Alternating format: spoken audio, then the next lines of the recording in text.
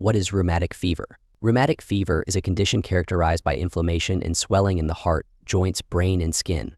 It typically occurs as a result of the body's immune response to a previous bacterial infection. While the immune system is crucial for fighting infections, it can sometimes mistakenly attack healthy tissues, leading to inflammation. Rheumatic fever, also known as acute rheumatic fever, is a rare autoimmune disease that triggers inflammation in a child's tissues and organs. It develops when the child's immune system reacts excessively to an untreated strep throat or scarlet fever infection, both of which are bacterial infections caused by group A streptococcus. Without treatment for these infections, the immune system may mistakenly attack the body's own tissues, leading to swelling and inflammation that can affect the child's joints, heart, and blood vessels. What are the symptoms of rheumatic fever? Rheumatic fever usually occurs 1 to 5 weeks after a person has had a strep throat infection caused by group Streptococcus bacteria. Common symptoms of rheumatic fever include painful and tender joints, jerky and uncontrollable body movements known as chorea, fatigue, fever, and swelling of the joints, particularly in the knees, ankles, elbows, and wrists. Less common symptoms may include painless lumps called nodules near the joints, a rash with pink rings and a clear center, and heart-related symptoms such as chest pain, fast heartbeat, and shortness of breath. Rheumatic fever can also lead to new heart murmurs, an enlarged heart, and fluid buildup around the heart. Prompt medical attention is necessary to diagnose and treat rheumatic fever to prevent further complications.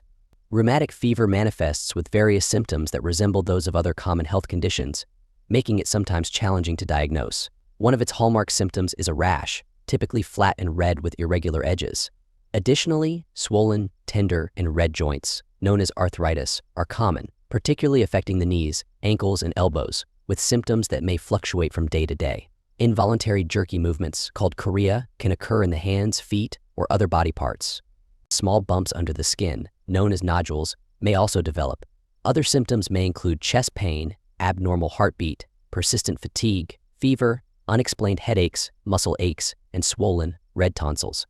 Given the potential severity of rheumatic fever, it's essential to seek medical attention promptly if you suspect your child may be experiencing these symptoms. How rheumatic fever spreads. Rheumatic fever is not contagious because it is an immune response, not an infection. However, individuals with rheumatic fever who are still infected with group A streptococcus bacteria can spread the bacteria to others. Group A streptococcus bacteria are indeed contagious. What is the complication of rheumatic fever? Untreated rheumatic fever can lead to complications such as rheumatic heart disease, which affects the heart's valve function. This condition weakens the valves between the heart's chambers. In severe cases, rheumatic heart disease may necessitate heart surgery and can potentially be fatal. How common is rheumatic fever? Although strep infections are prevalent in the United States, rheumatic fever is rare. This is largely due to the widespread availability of antibiotics, which ensures that most people receive prompt treatment for strep throat and scarlet fever. Treating these infections effectively helps prevent the occurrence of rheumatic fever. However, rheumatic fever is more common in regions with limited resources, such as economically disadvantaged countries. Nonetheless, it can still occur in the U.S., particularly in areas where access to medical care is limited. What are the causes of rheumatic fever? Rheumatic fever occurs when your child's immune system mistakenly attacks healthy tissues, triggered by untreated infections like strep throat or scarlet fever caused by group A streptococcus bacteria.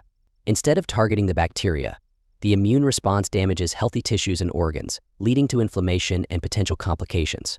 Is rheumatic fever contagious?